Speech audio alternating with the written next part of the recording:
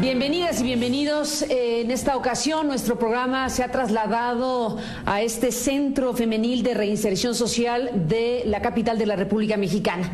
En este penal de Tepepan, como se le conoce comúnmente a este lugar, se encuentra recluida Nestora Salgado. Ella es una mujer que está en la cárcel y que tiene una historia que contar. Es una mujer que ha formado parte de estas estructuras sociales que forman parte de la policía comunitaria en Guerrero y que en su caso se convirtió en comandanta o comandante de la fuerza policíaca de este lugar de donde ella es, que es Olinalá Guerrero, comandanta de la policía comunitaria y presa en este lugar por una serie de acusaciones y una circunstancia que ha generado pues discusión en México, entre otras cosas porque hay quien la acusa y la señala por ser parte de acciones delictivas que la tienen hoy en la cárcel.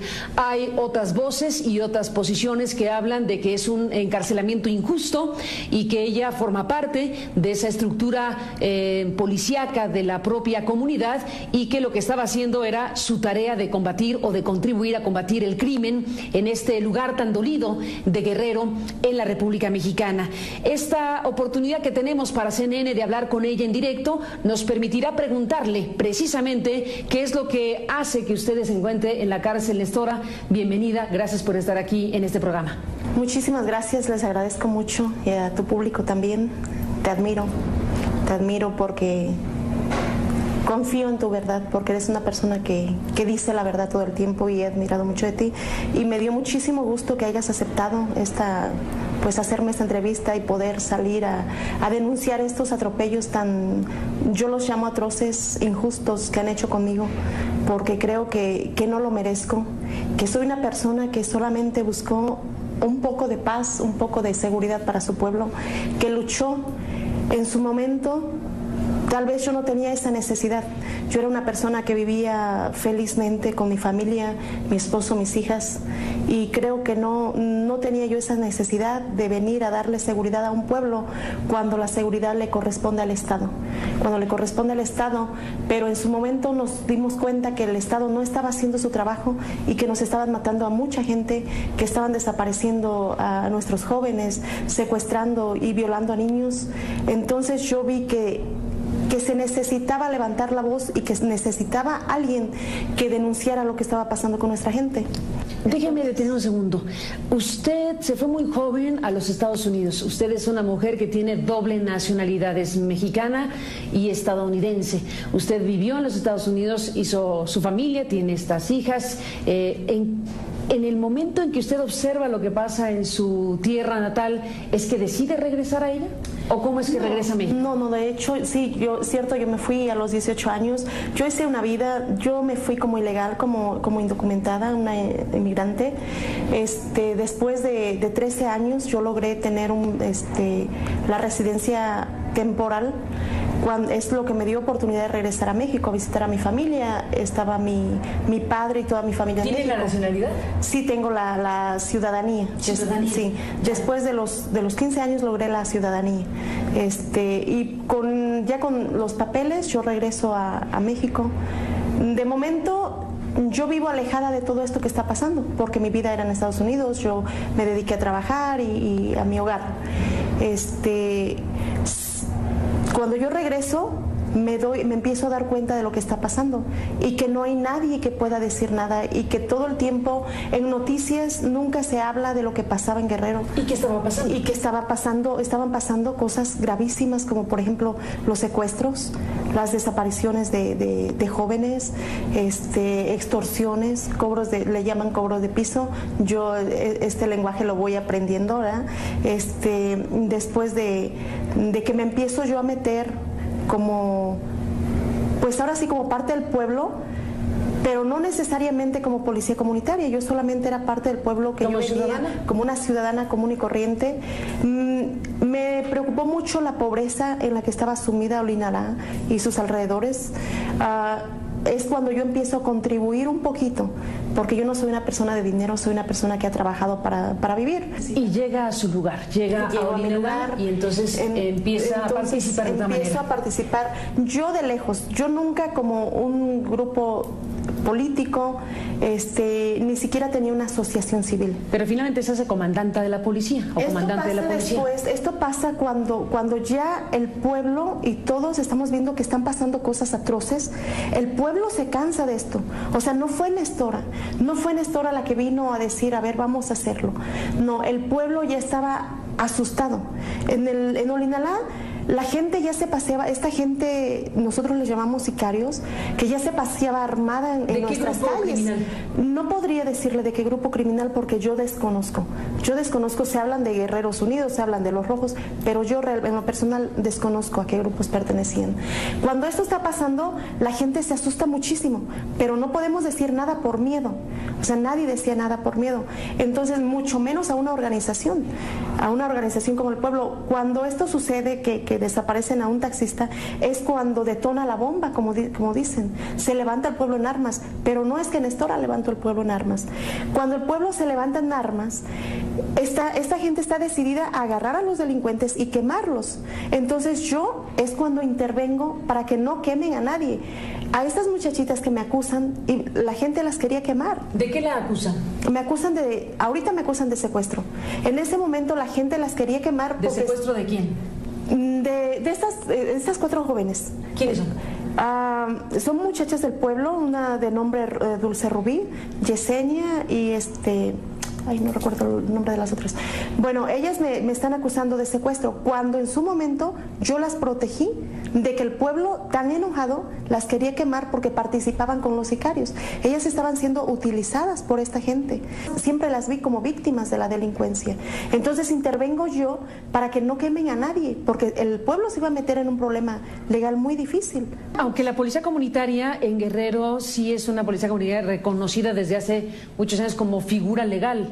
Es decir, incluso los recursos provienen de la propia estructura gubernamental para el funcionamiento de este tipo de policía. Sí, es cuando nosotros pedimos, sabiendo nuestro derecho, que podíamos organizarnos como pueblo originario y que teníamos el derecho de impartir justicia comunitaria, entonces nosotros pedimos al gobernador que nosotros queríamos formar nuestra policía comunitaria, Ángel Aguirre. No lo acepta, no lo avala.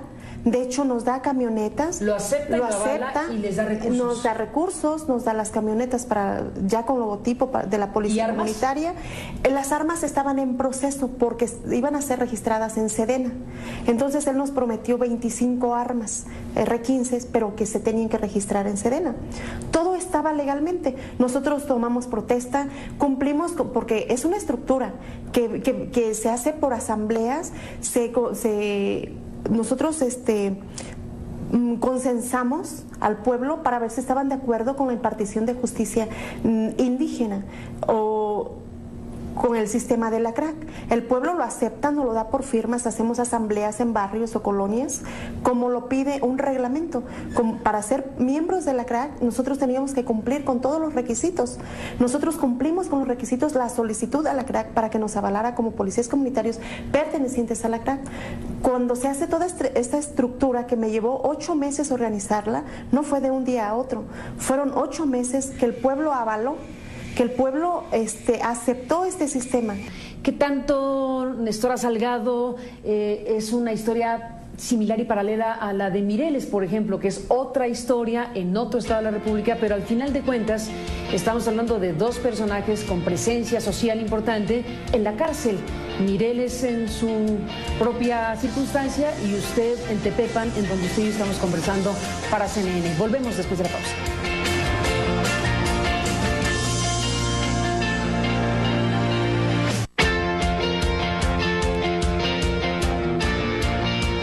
Bueno, regresamos, Nestora Salgado, en este lugar. Este es el área jurídica donde nos encontramos, que nos han permitido estar con usted para esta conversación con CNN en este Centro Femenil de Reinserción Social. Le planteé el tema Mireles-Nestora. Claro, son historias distintas, pero hermanadas en algún punto, es decir, 2 líderes sociales que se convierten en policía comunitaria en sus respectivos lugares y estados y que hoy se encuentran en la cárcel. ¿Qué tanto se parece usted a Mireles y viceversa? Bueno, yo no sé mucho de la historia de Michoacán en lo que se refiere a la ley. Nosotros en Guerrero tenemos la ley 701, que nos avala como policías comunitarios y que no estamos haciendo las cosas fuera de la ley.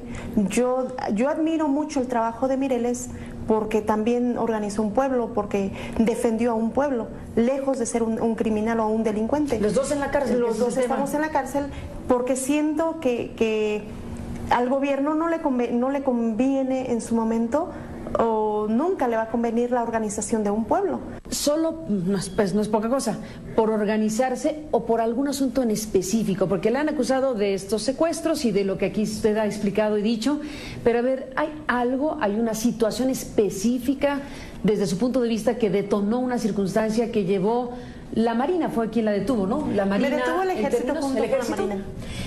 ¿Hubo un suceso específico? Lo que detona esto es la detención de un síndico, del síndico municipal, que por muchas denuncias estaba involucrado el síndico, tanto como el presidente municipal, Eusebio Rodríguez. ¿Y quién lo detuvo, usted?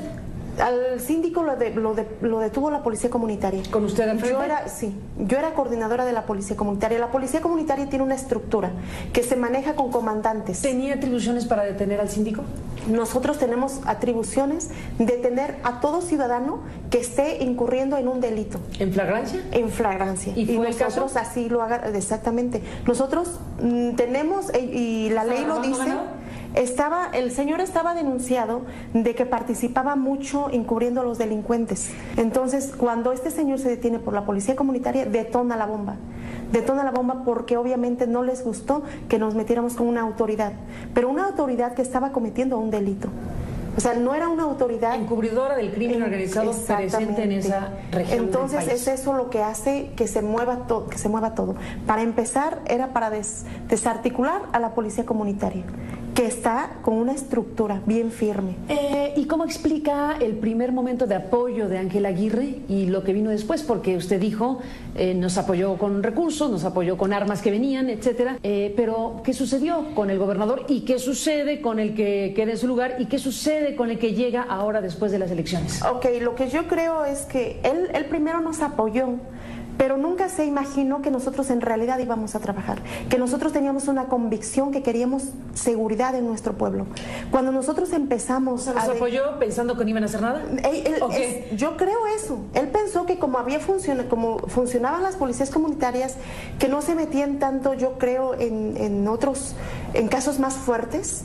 Solamente creo que era el ganado, cosas sencillas. Cuando se da cuenta que empiezo a denunciar violaciones de niños, porque yo a él enseñé videos de cómo violaban a niños de 7 años, causándoles mucho dolor, violando a estas niñas.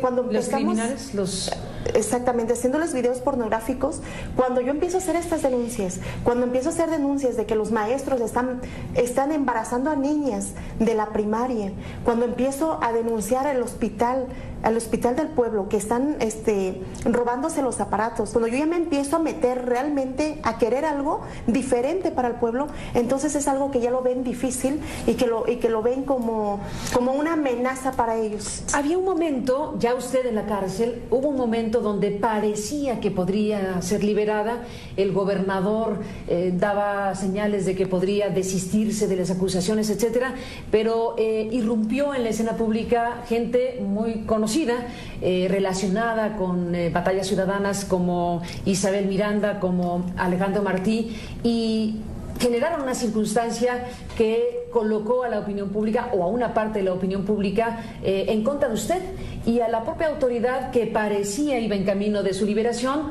echándose para atrás. ¿Qué pasó ahí? Mire, esto que pasó se me hizo muy cruel. Yo soy una persona, y lo digo con toda seguridad, yo no apoyo el crimen, yo no estoy del lado de los secuestradores, yo apoyo a esta organización porque creo que se necesita. O sea, yo confiaba en la señora, yo siempre creí en su palabra, lo que ella decía, pero en este caso mío me decepcioné mucho porque creo que la señora no conoció mi caso de fondo. Ella se dejó llevar por una versión que le vinieron a vender, donde me están las supuestas víctimas. Las supuestas víctimas ella dice que fueron a verla, que vinieron a ver a la señora Miranda, pero no, ella no se metió al caso, al expediente, para ver cómo está fabricado. ¿Cómo han violado mis derechos? Donde es una estructura legal, donde nosotros somos reconocidos legalmente. Yo no hice una detención ilegal o para un beneficio propio. Jamás. No pidió dinero. Jamás pedí un rescate. Eso es lo que se dijo. Esto no se trata de eso. O sea, la policía comunitaria, nosotros quisimos enseñar que queríamos trabajar de diferente manera, como lo hacen las organizaciones reconocidas, como es la policía estatal, la ministerial. Nosotros queríamos algo diferente, algo real, algo que fuera para el pueblo. No hubo petición de rescate. No, jamás. Esto no funciona así. O sea, jamás fue un secuestro. Tan es así que yo tengo detención. Fueron detenciones de estas personas en fragancia. De estas niñas que me acusan, yo tengo las cartas firmadas por sus madres donde ellas me van a pedir apoyo para llevarlas al programa de reeducación, que después ellas mismas dicen que por ayuda del presidente, que obviamente no le interesaba a la policía comunitaria, las convence de que me pongan una denuncia de secuestro. ¿El presidente municipal? El presidente municipal. Pero no fue un secuestro. Yo tengo esas cartas firmadas por ellas, el permiso que ellas piden a la policía comunitaria que llevemos a las hijas al sistema de reeducación, porque ya no podían con ellas. Entonces todo esto, la señora, yo no sé si lo sabe, la señora Miranda de Wallace, el señor Martí, las niñas en su corazón y en su conciencia saben que jamás les causé un daño. Después de la pausa regresamos en esta conversación.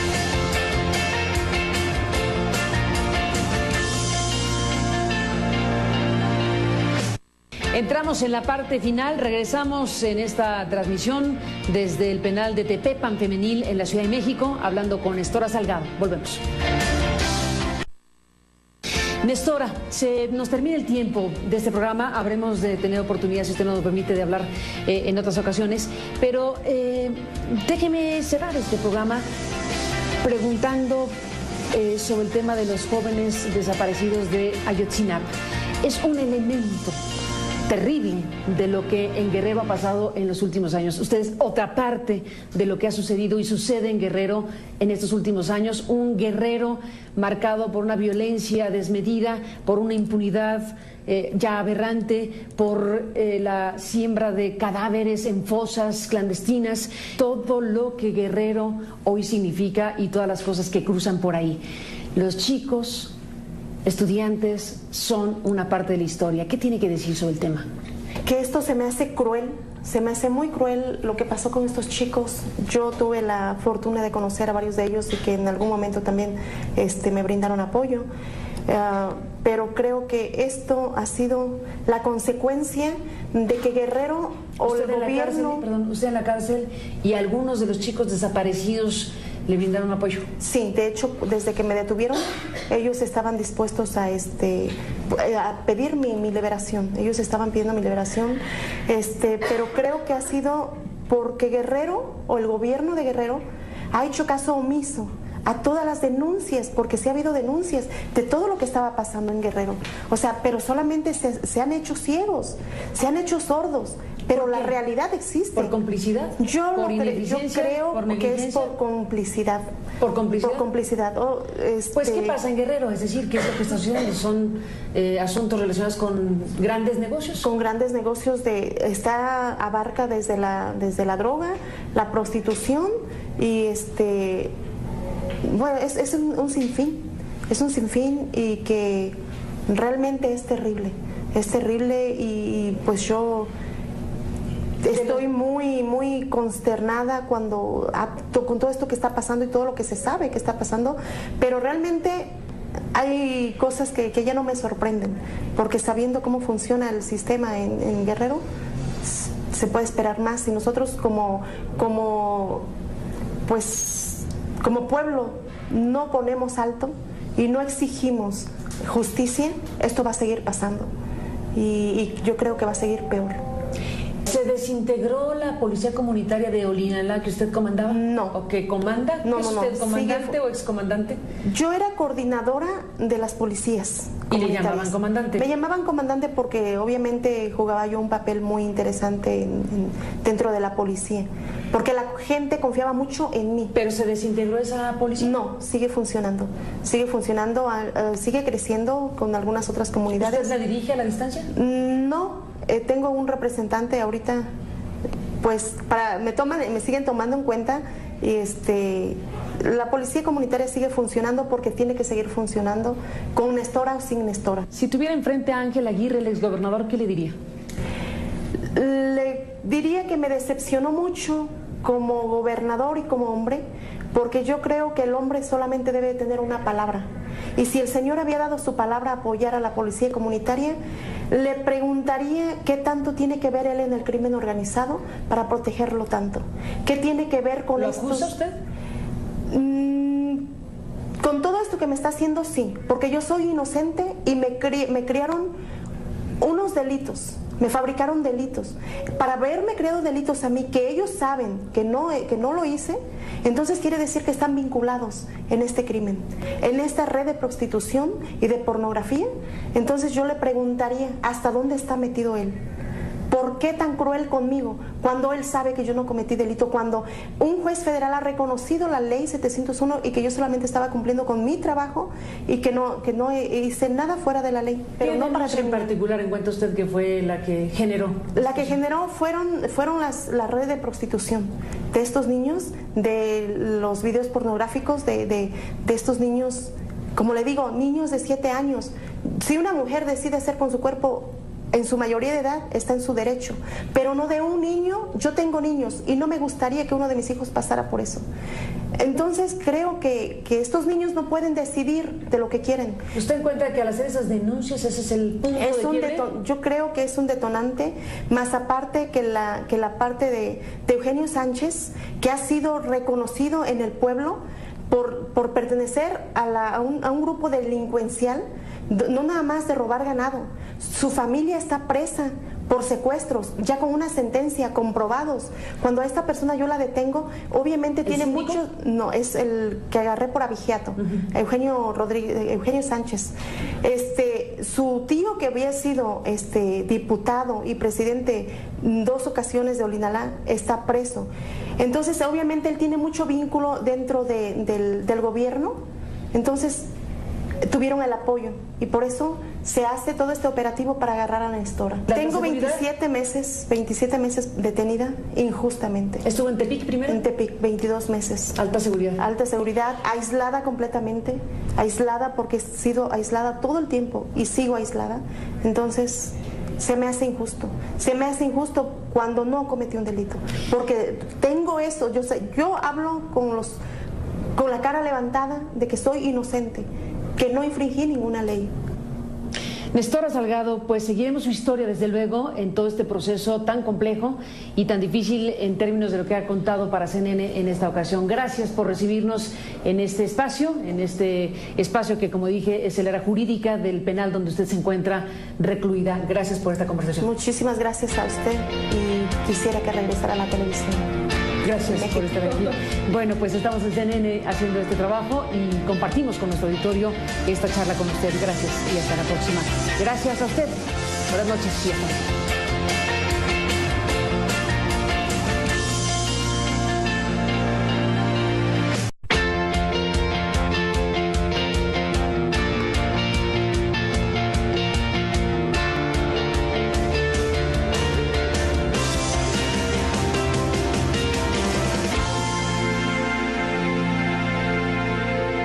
Bienvenidas y bienvenidos. En esta ocasión nuestro programa se ha trasladado a este Centro Femenil de Reinserción Social de la capital de la República Mexicana.